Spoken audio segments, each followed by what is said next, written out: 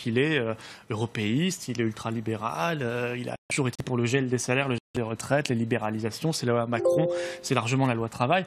Donc ce créneau politique est saturé. Je pense qu'honnêtement, ça n'est pas une très bonne nouvelle, ni pour François Hollande et Emmanuel Valls, ça c'est évident, mais non plus pour Alain Juppé et Nicolas Sarkozy, parce qu'évidemment, il empiète sur leur terre. Mais on a entendu François Calfon du Parti Socialiste tout à l'heure, qui ironisait un petit peu sur Emmanuel Macron, Nicolas Sarkozy depuis Macron, qui a franchement ri et fait des blagues un peu insistantes sur ce départ. Vous aussi, vous ironisez, ça veut dire que vous ne le prenez pas vraiment au sérieux, finalement? Non, moi je le prends au sérieux. Je pense que M. Macron est quelqu'un de vraiment d'intelligent et de doué. Il n'y a aucun problème là-dessus. Moi, je regarde le débat, si vous voulez, politique, et je pense que ça n'est pas...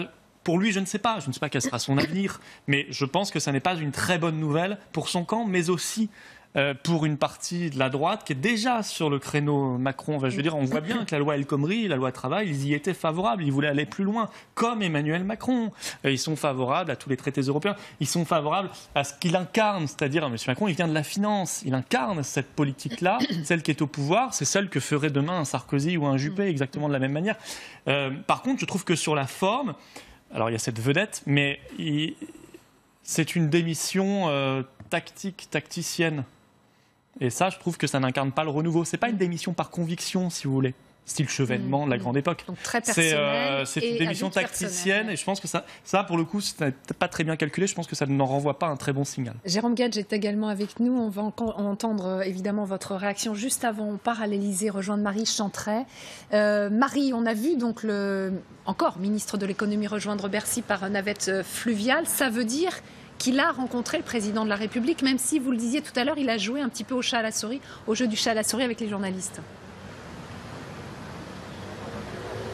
Oui, tout à fait. Nous étions des dizaines de caméras à attendre et à effectivement observer toutes ces voitures autour du 55 rue du Faubourg Saint-Honoré. Mais visiblement, il a fait le choix, ou peut-être à la demande là, de l'Élysée et du chef de l'État, de passer par une entrée discrète. Un entretien qui a duré environ un peu plus d'une trentaine de minutes avec un Emmanuel Macron à la sortie également, qui a échappé aux caméras, sortie également dérobée pour le désormais ancien ministre de l'économie, qui a rejoint donc Bercy pour donner une conférence de presse annoncée aux environs de 17h. Au même moment, ici à 17h à l'Élysée, François Hollande s'entretiendra avec son ministre des Finances, Michel Sapin, dont le nom est murmuré pour récupérer le portefeuille entier de Bercy, actuel ministre des Finances donc. Le nom de Matthias Fickel, actuel secrétaire d'État chargé du commerce extérieur, est également prononcé. Il pourrait récupérer une partie des attributions du ministre de l'économie, Emmanuel Macron. Voilà pour cet après-midi ici à l'Élysée. On attend désormais un communiqué officiel de la part de la présidence, un communiqué annonçant donc cette démission et le remplacement. Cela devrait intervenir dans les prochaines heures. Merci beaucoup Marie. Jérôme Gage donc nous a rejoint sur ce plateau. Vous êtes vous aussi du Parti Socialiste comme Emmanuel Macron, mais non, pas comme Emmanuel Macron. Pas comme Emmanuel Macron, puisqu'il a dit qu'il n'était pas socialiste, et effectivement. Je crois qu'il n'a jamais été adhérent au Parti Socialiste. Vous êtes plutôt du côté du gauche de la gauche, frondeur, même si vous n'aimez pas le terme. Quelle est votre réaction à vous?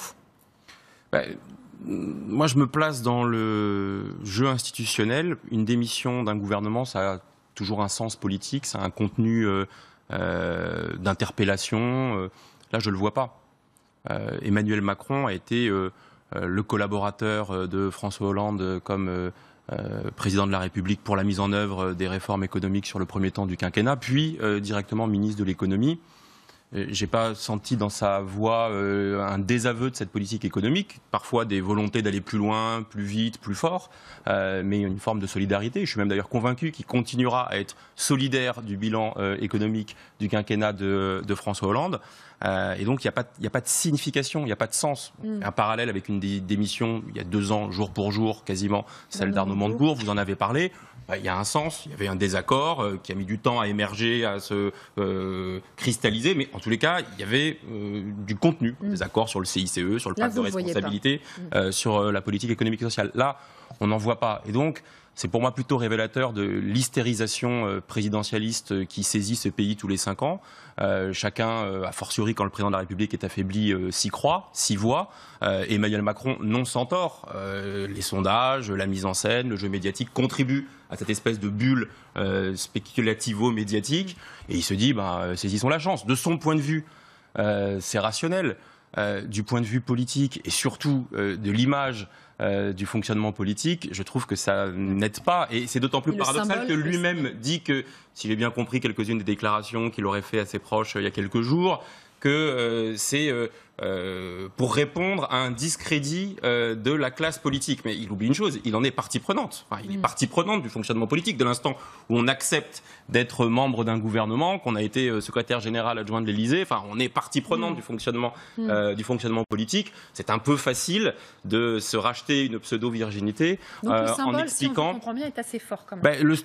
C'est surtout que je pense qu'il faut qu'on soit bien arrimé parce qu'on va vivre des mois d'élections présidentielles, à droite comme à gauche, assez hystérisants et qui vont surtout être assez déconnectés de l'essentiel. C'est le ministre de l'économie. Je préférais qu'il nous dise voilà ce qui a marché, voilà ce qui n'a pas marché, voilà mon bilan, voilà ce pourquoi je n'ai pas pu aller plus loin. Et voilà, il pourrait nous théoriser que la loi Macron n'était pas assez forte, qu'il aurait voulu aller plus loin et que c'est pour ça que les résultats sont pas au rendez-vous. J'aurais préféré que le ministre de l'économie se concentre sur les résultats des politiques économiques, sociales, et puis surtout admettre ce qui a marché et ce qui n'a pas marché, parce que l'inventaire devra être fait. On part au ministère de l'économie justement. Alison Tassin, vous êtes à Bercy, donc Emmanuel Macron est revenu pour visiblement donner une conférence de presse, un point presse aux alentours de 17h. Oui, il est revenu en bateau, vous l'avez vu sur cette image de Julie Janus, une image donc qui restera, on parlait de vedette fluviale, mais c'est un peu aussi une image de vedette. On avait l'impression d'être des paparazzis guettant une star arrivant de son bateau. Alors effectivement, cette conférence de presse tout à l'heure à 17h, l'occasion très certainement de s'expliquer, de donner des détails, car on l'a vu tout à l'heure, il ne s'est pas montré à l'Élysée, il n'a pas parlé à la presse. Ce sera donc son moment tout à l'heure, ce moment d'explication. Et puis il y a aussi la poursuite de son agenda. Demain, quand est-ce que Emmanuel Macron passera la main, a priori donc à Michel Sapin, qui rentrera donc, qui élargira son ministère. Il y a cette conférence demain, ces universités au MEDEF et cette allocution qui était attendue et qui semblerait donc être maintenue. Un premier rendez-vous pour cet Emmanuel Macron libre et donc toujours en marche. Merci beaucoup Alison. Justement, est-ce qu'Emmanuel Macron va se rendre comme c'était prévu initialement au MEDEF, à l'université d'été du MEDEF demain après-midi? Isabelle Gounin, vous êtes toujours à Jouy en Josas et vous êtes en compagnie de Thibault Langsade du MEDEF qui peut-être va pouvoir nous aiguiller. Effectivement, donc nous sommes ici avec Thibault Langsade, vice-président du MEDEF et également président de l'entreprise AlgoLink. Alors Thibault Langsade, donc comment est-ce que vous voyez justement cette nouvelle venue finalement d'Emmanuel Macron demain, puisque a priori il vient toujours. Comment ça va se passer ? Alors, ce qui est clair, c'est que s'il vient, pour le moment, il n'a pas infirmé le fait qu'il ne venait pas. S'il vient, il ne peut plus venir en tant que ministre de l'économie et des finances. Par conséquent, il aura un temps de parole qui sera différent, dans une séquence qui sera différente. Et donc, le schéma qu'on lui avait proposé initialement en tant que ministre, bien avant, ne tient plus. Et donc, il va falloir qu'il s'exprime sur une tonalité qui est celle des politiques qui sont en campagne. Il est maintenant responsable d'un parti politique, et donc il va s'exprimer comme un dirigeant d'un parti politique. Comment est-ce que vous jugez justement donc cette arrivée ici même au MEDEF, cette déclaration finalement donc de candidature à ce moment-là? D'abord, le premier point, c'est qu'on a quelqu'un qui quitte Bercy et qui connaît l'entreprise. Et donc la question qui est légitime, il va être remplacé. Et est-ce que la personne qui va être amenée à le remplacer va connaître aussi bien l'entreprise? Et puis, c'est peut-être aussi une certaine façon de voir ce qu'il a apporté, à la fois en tant que secrétaire général de l'Élysée, mais également à Bercy en tant que ministre de l'économie. Eh bien, il a porté un certain nombre de mesures, de lois, notamment la loi Macron, qui a été assez disruptive sur certains points, la libéralisation du transport. Et puis, il y a des mesures qu'il n'a pas pu apporter, notamment dans la loi de nouvelles opportunités économiques. Il n'a pas pu aller là où il aurait souhaité aller et de simplifier la vie des entrepreneurs. Et ce qui est intéressant dans le regard que Emmanuel Macron a sur l'entreprise, c'est cette capacité à voir cette entreprise en mouvement et évoluer dans cette économie très schumpeterienne. On détruit beaucoup d'emplois, on en crée moins.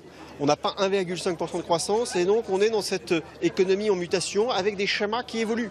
La place de l'entrepreneur individuel, de l'auto-entrepreneur dans, on va dire, le monde économique est un élément important. La transition numérique des PME, des TPE sont des sujets majeurs.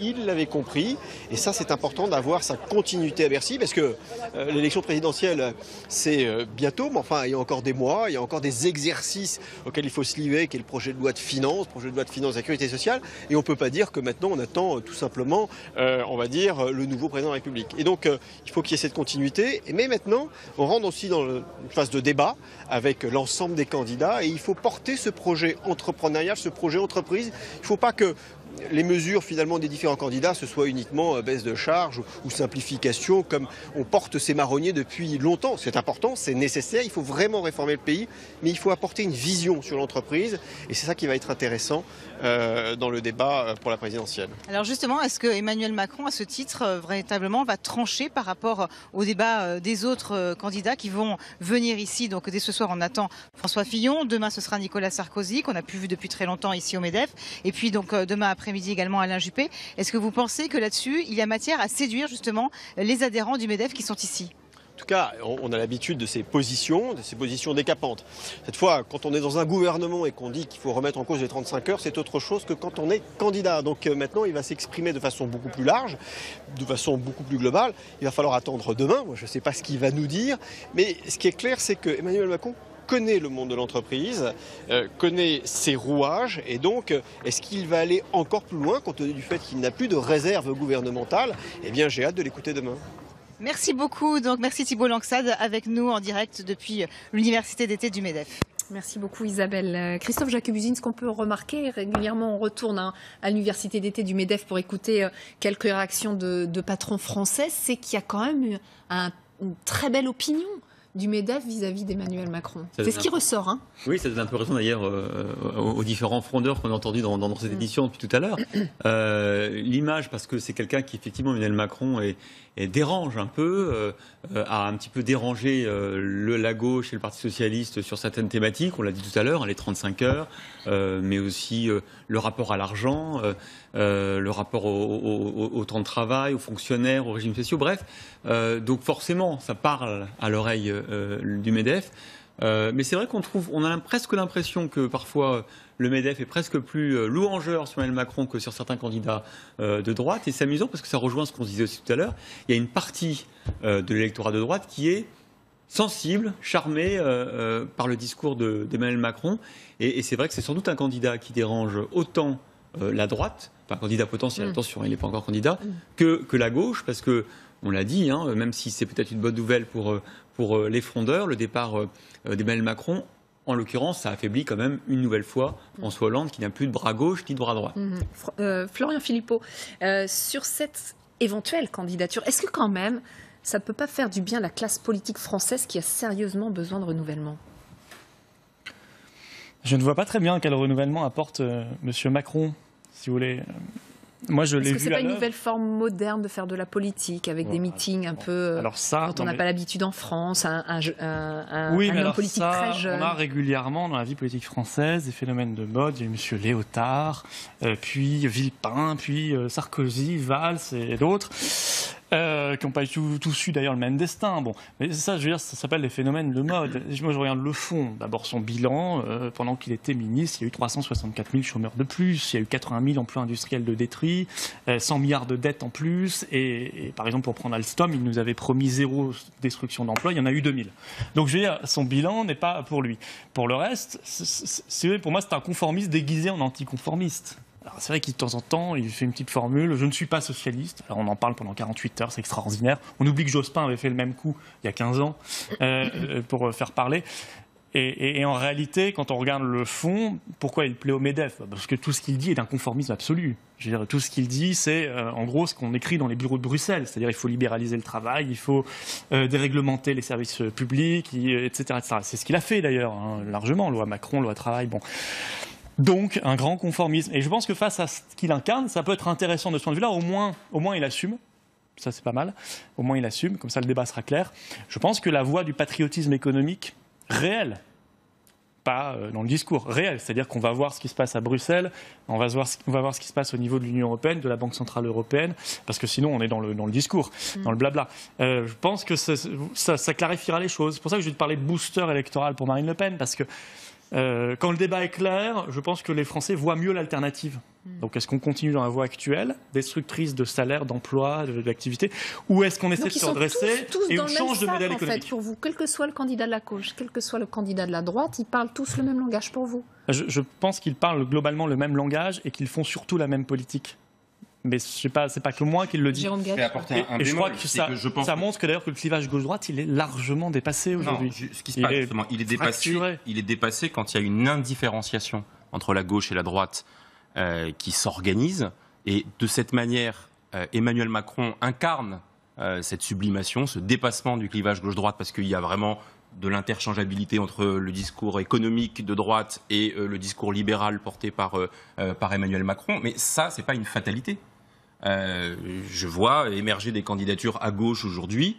Vous avez reçu François Calfon auparavant qui soutient Arnaud Montebourg. Benoît Hamon s'est présenté candidat. D'autres peut-être le feront, qui ne se glissent pas dans les habits de ce conformisme européen, en effet de cette orthodoxie imposée par les traités européens, qui constitue assurément le point d'achoppement et la vraie clivage politique dans ce pays. Mais ça ne se résout pas par un dépassement du clivage gauche-droite. Je pense même que c'est plus par une réhabilitation du clivage gauche-droite et par la fin de cette indifférenciation. On crève. Voilà, je veux dire, la politique aujourd'hui, elle crève de partis politiques qui donnent l'impression d'être d'accord sur l'essentiel et de se pouiller sur des sujets périphériques. Monsieur Gage, ce que vous dites, c'est vrai. La différence, c'est qu'une fois que M. Montebourg et Hamon étaient au gouvernement, ils faisaient la même politique.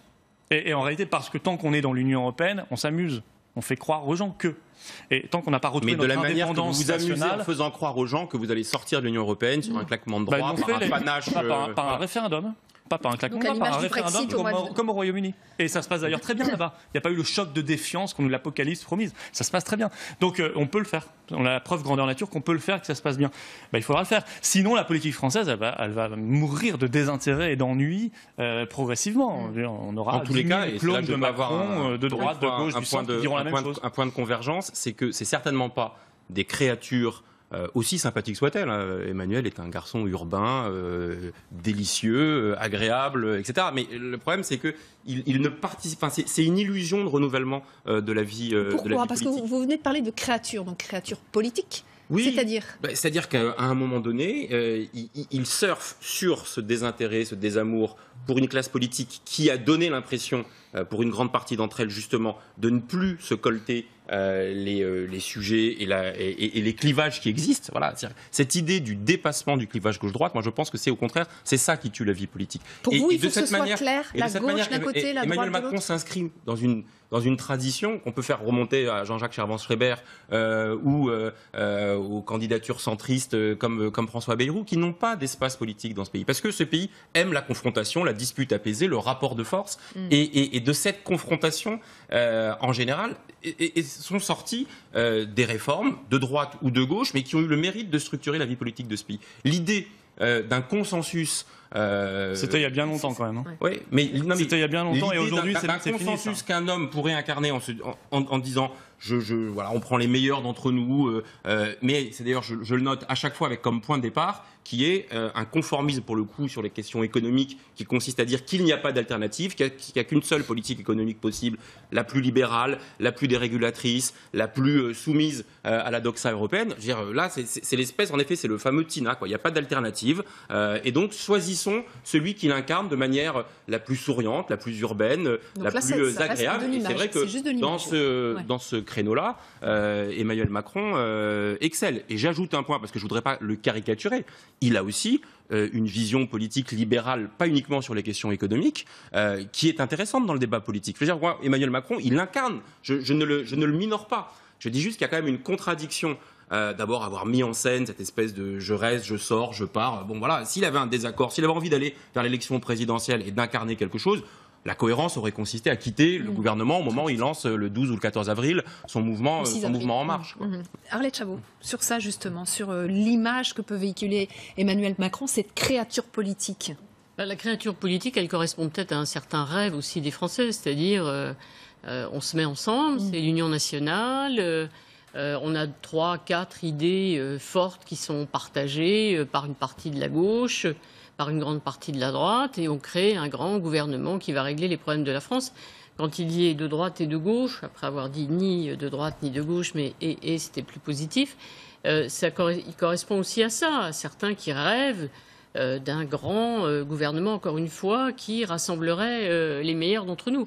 Bon, ça, je pense qu'effectivement, c'est pas ça à l'époque. Hein. Pour l'instant, on a des camps, on le sent bien, avec l'entrée en campagne à droite, l'entrée en campagne à gauche, qui veulent effectivement en découdre, en débattre, et on n'est pas dans ce gouvernement d'union nationale jusqu'à, et je veux dire Florian Philippot, peut-être au lendemain du premier tour de l'élection présidentielle. Ah, voilà, évidemment, s'il faut se rassembler contre Marine Le Pen. Oui. J'ajoute un petit mot sur le MEDEF et effectivement Emmanuel Macron.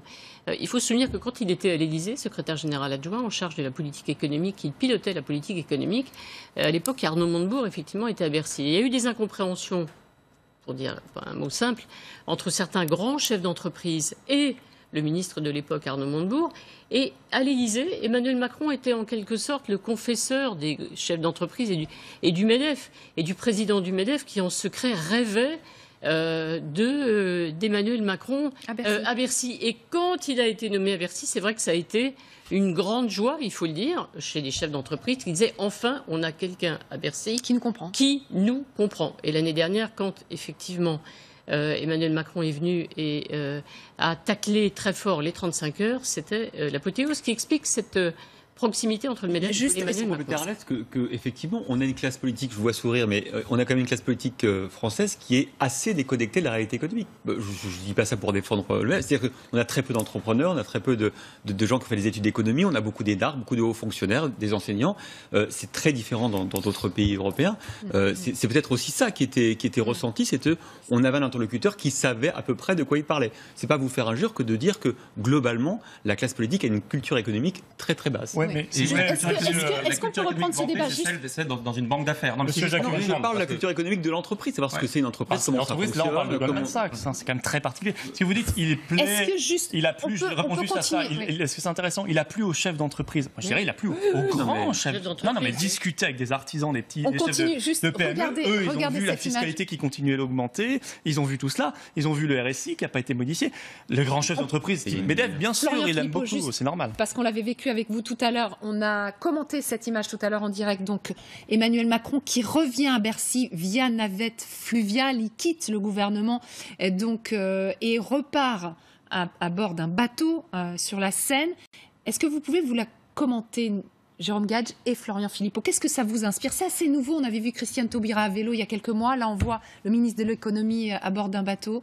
C'est assez fort en termes d'image. Qui manifestement remercie et dit adieu aux douaniers qui l'accueillent sur le quai. Écoutez, moi, j'ai pas vraiment envie de céder à ce que Emmanuel Macron rêve par-dessus tout, à savoir qu'on commente sa sortie, les symboles, pour vous aussi, ça etc. C'est l'air du temps. Il y a 10 ans, une telle démission n'était pas suivie par 3 ou 4 chaînes d'information continue et que par conséquent, c'est juste de l'image. On n'avait pas. Oui, c'est de l'image. Encore une fois. C'est comme quand il fait. Mais c'est pour ça que ça a un côté aussi un petit peu daté. Enfin, moi, les 2 unes de Paris Match d'Emmanuel Macron, j'ai pas vu le signe d'une modernité politique tonitruante et de quelque chose qui décapait par rapport à ce qu'on a connu. C'était quasiment la même mise en page et les mêmes phrases et les mêmes mots et les mêmes déclarations que pouvait faire un Édouard Balladur ou un Jacques Chirac il y a 20 ou 30 ans. Donc, pour moi, il est affreusement classique, mais c'est pas péjoratif. Encore une fois, la forme en politique m'importe moins que le fond. Le fond d'Emmanuel Macron doit être livré au débat. C'est un libéral avec des valeurs progressistes. Voilà, donc c'est une synthèse qui pourrait avoir un espace d'existence, mais dans ce cas-là, qu'il le vérifie. C'est pour ça que si d'aventure, moi je fais passer un message, si d'aventure Emmanuel Macron s'estime de gauche. Il l'a jamais contesté. Il a dit qu'il n'était pas socialiste, mais il a toujours dit qu'il appartenait à la famille de la gauche. Et moi, je ne donne pas des brevets de bons points ou de mauvais points de savoir qui est à gauche. Si il veut participer à un exercice de remobilisation en vue de l'élection présidentielle, Alors, il y a un cadre. On organise une primaire. Donc, je lui ai dit, Emmanuel, viens participer à la primaire. Parce que si ton objectif, c'est de pouvoir organiser la victoire de la gauche et d'éviter la catastrophe annoncée au soir du premier tour de l'élection présidentielle, alors il faut venir sincèrement se confronter à l'ensemble de peuples de gauche. Il n'y a ni les Verts, ni les communistes, ni Mélenchon. Pour l'instant, c'est une primaire qui est ouverte à tous ceux qui veulent y participer. Moi, je considère que la réussite de la primaire sera liée à la diversité des participants et à la nécessité derrière d'organiser le rassemblement. Le seul problème, c'est que la position, c'est qu'à sa manière, Emmanuel Macron, il incarne, pour une partie en tous les cas, sur les questions économiques, ces fameuses gauches irréconciliables. Il considère qu'il n'y a pas de compromis possible sur les questions de droit du travail, sur les questions de libéralisation du temps de travail ou de remise en question des 35 heures. Et ce faisant, il ne rend pas possible ce qui est le seul talisman dont on dispose et le seul levier dont on dispose, qui est le rassemblement de la gauche. Mais si il veut être sincère dans sa démarche, alors qu'il vienne se frotter à la primaire. Sinon, c'est une aventure individuelle et ça renvoie à ce que je disais tout à l'heure. C'est l'espèce de folie présidentialiste qui s'empare de ceux qui peuvent y croire ou s'y voir. 30 secondes, juste pour conclure. A priori, Christophe Jacubusine, vous êtes assez sceptique sur cette hypothèse, parce que d'après vous, il ne se présente pas à la primaire. Il faudra d'abord un nombre de parrainage pour être candidat. Pour l'instant, on n'a pas encore fixé les modalités de parrainage. Mais je vous le dis très sincèrement, moi, je vais être très clair. Si aujourd'hui, on avait une primaire à gauche, entendue au sens large, qui irait de Mélenchon à Macron pour sortir un seul candidat de Rassemblement de la gauche capable de se qualifier au soir du deuxième tour de l'élection présidentielle, je dis à tout cela, venez participer. Parce que la primaire servira de premier tour, mais obligera aussi à produire le compromis et le rassemblement. Ceux qui ne veulent pas y participer, c'est parce qu'ils considèrent qu'ils ont raison tout seuls. Et en politique, moi j'estime qu'on n'a pas raison tout seul. La politique, c'est l'art du compromis. Macron comme Mélenchon, ou je dis Macron aujourd'hui, mais je pourrais dire Manuel Valls, qui est son clone inversé, refuse ce compromis. Restez avec nous, évidemment, on se quitte l'espace de quelques instants, on se retrouve à 16h30 pour commenter la démission d'Emmanuel Macron. À tout de suite.